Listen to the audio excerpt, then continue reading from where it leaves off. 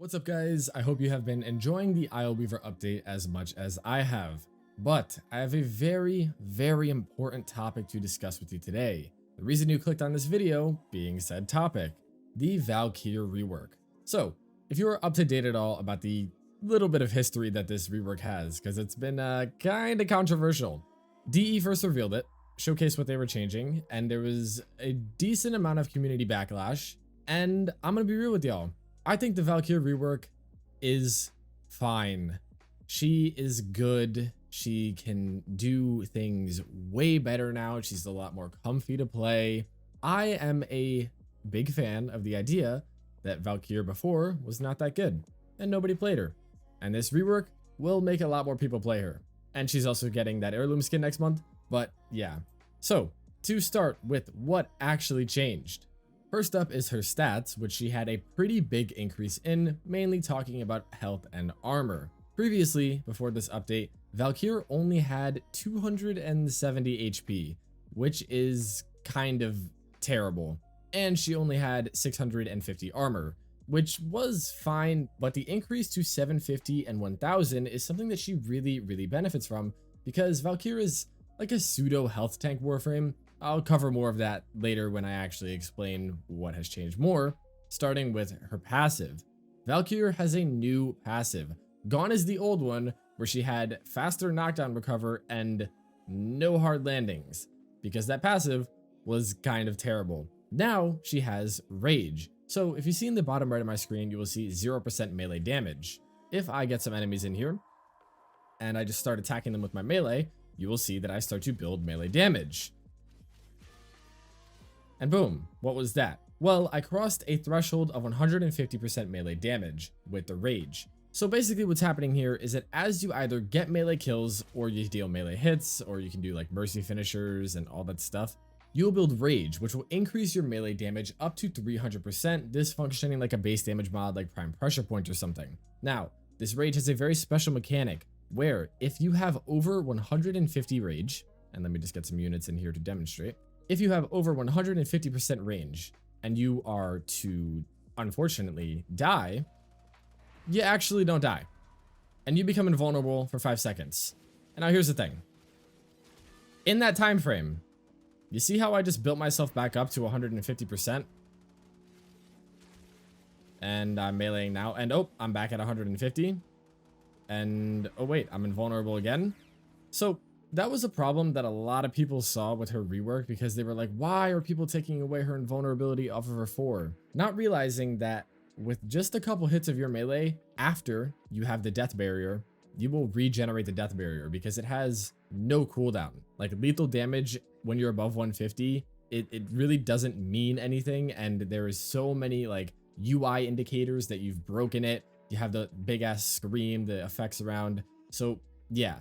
Valkyr is still pretty much immortal, and this update didn't change that, it just made it easier. But otherwise, that is her passive. So moving on to the next big change, there was ripline. This ability used to be such a goddamn meme, but now it is like actually kind of sick. I'm not even gonna lie, this is like such a great mobility tool now, because what I'm doing right here is jump canceling. So I'm casting the ability and pretty much jumping immediately, so that I'm not just like being stuck pulled to the point. But even if you want to do that, like if you want to grapple up here, you know, just let it pull you. Or you can jump cancel to get some crazy momentum and then chain it into some like parkour maneuvers. And yeah, I just hit the barrier of the simulacrum. Oh. All right. But yeah, that was not the only change that this ability got though. It does reset your double jump on cast now, so you can technically chain these forever. And if you do use the augment, actually casting in air will not cost any energy. So she is like a super mobile frame now, because you can just run around and cast these. She's kind of like Araxia, except I don't know, just like not a spider. But otherwise, the actual important function of this ability is that now if you are to, I don't know what they doing, if you cast on enemies, you will pull yourself to them and pull all enemies within a base 9 meters in. And it does scale with range. It looks like this. Boom. And then at the end, you will deal a melee strike. Now this is just like a normal light strike, but you know, if you start using the claws, the damage will get pretty insane. but I will show you that later. And another thing that I'd like to say is that you saw right there, I casted ripline once and I immediately built my charge on my rage above 150%. Like, you won't die if you're playing even just barely active at all. Trust me. So ripline, pretty good. Warcry received not many changes. The biggest one that I would say is that you can recast it whenever you want now. It's like, you know, even though I just cast, I can just do it again, which is really nice for getting higher bonuses on it if you have like certain conditional strength things. Another important thing is you can cast it while moving now. It does have a different animation, kind of like just hover and scream. And you can give it to allies now within affinity radius. And if they happen to leave the affinity radius or just like die or something, they can just walk back in it and get it again. So she is a bit of a better support now. Not that anybody really plays her like that anyways. It doesn't slow enemies anymore. Not that we really even cared about that. That effect has been moved to Paralysis. And the base duration was also increased from 15 to 20 seconds, which can be appreciated. The duration scaling just being a little bit better now. Paralysis though, this ability was hot ass before, and it's honestly still her helmet slot because there's really no reason to use it. Enemies that are struck by it will now take 50% more damage. You can see that they're marked by this, and that does scale with strength, but like, it's just not that useful. She already deals so much damage. They are slowed down by, I think it's 30% now, which also scales, and it just costs 25 energy, doesn't use your shields anymore. But I don't really think it's that useful, and it is a great helmet slot because ripline's grouping, like this, is super nice and can kind of pseudo nuke. Warcry is more attack speed, and I forgot to mention, Warcry gives you armor, which is really important because she has a ton of armor, so getting more of that just gives her like ridiculous DR inherently.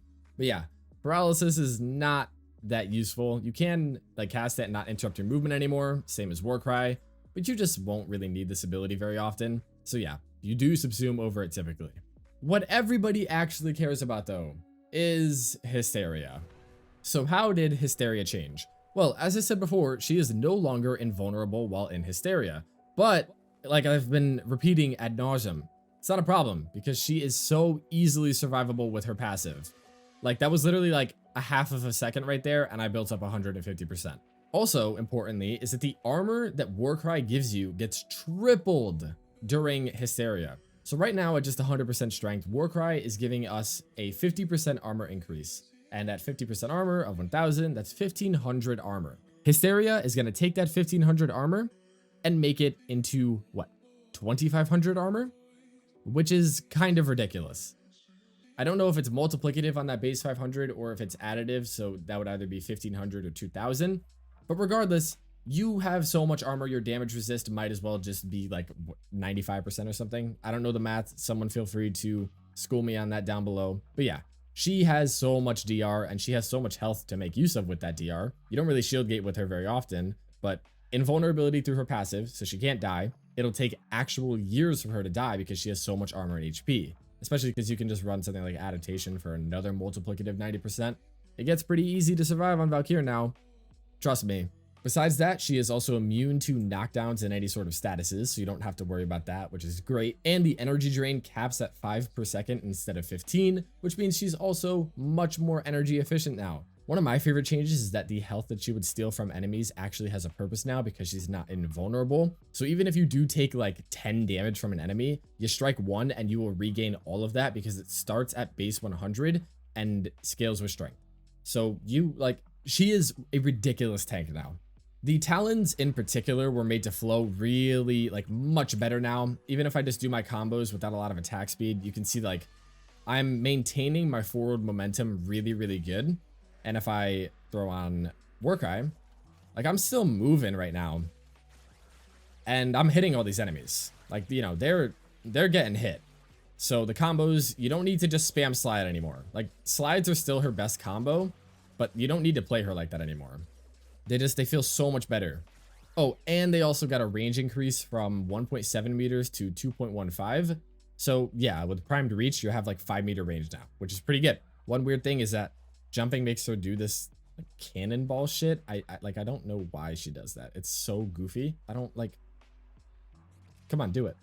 It's so stupid looking. Okay, with all the information from the rework being covered now, you're probably wondering, how do you want to build Valkyr?